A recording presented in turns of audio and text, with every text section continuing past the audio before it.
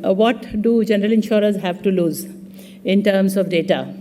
We have plenty to lose because we have plenty of data. Sometimes it may be meaningless, sometimes, you would understand. But there's a lot at stake on a serious note. So we have the customer data, of course. We have the employee data. We have the payroll data.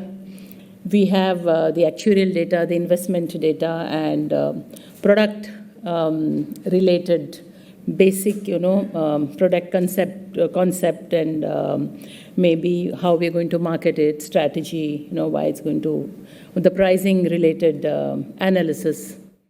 The methods that we are looking at to analyze the fraud, insurance companies fraught with fraud risks, So there'll be some thought going on how we're going to handle the fraud. So there's a lot of data that's moving on. And like he said, everyone has the data, but sometimes they're keen to, ask again.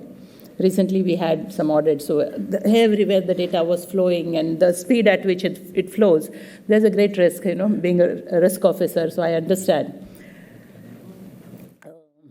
Then over and above that, because of the data privacy related risk, there's a fear of regulatory exposure, penalties and fines and loss of reputation, etc.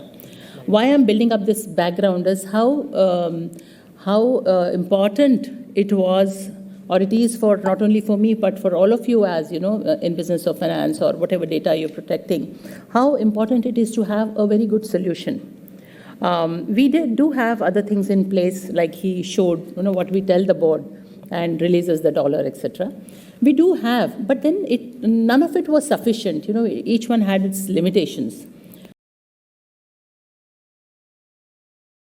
But in terms of Seclor, we do have, all 3-in-1 and rights management, etc.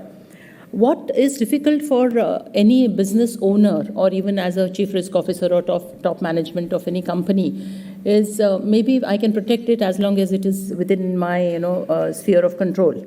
So the Seclor solution, I'm glad to say, helps me identify where the data is going, maybe the audit logs, etc.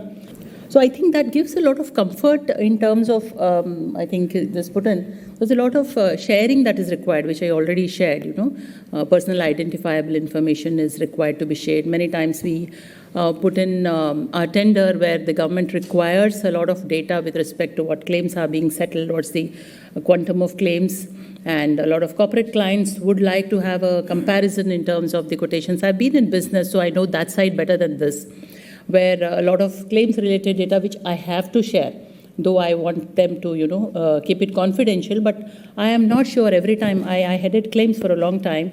So when a corporate entity said last 5 years, claims over 1 crore. So I do share it, but I have my own fear, it can move. And then the corporate can say, how dare you, how can you give what kind of claims I had? So there was that concern when I was handling claims. This will help me that it does not go beyond the intended person. So it gives me a lot of assurance. It's not only to the risk, to the business, to the top management, and to the board.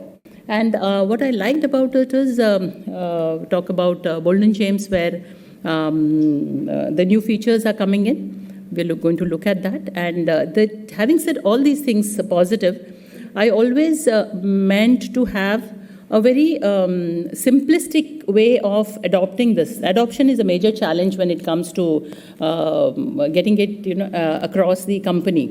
In terms of ease of use is very critical.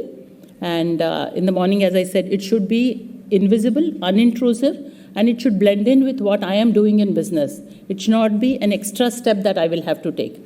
I believe Seclor meets that standard also. And that will make it more adoptable. And as you always, bring in new features, please make sure that it does not create any kind of burden on the user. So your objective will be met with.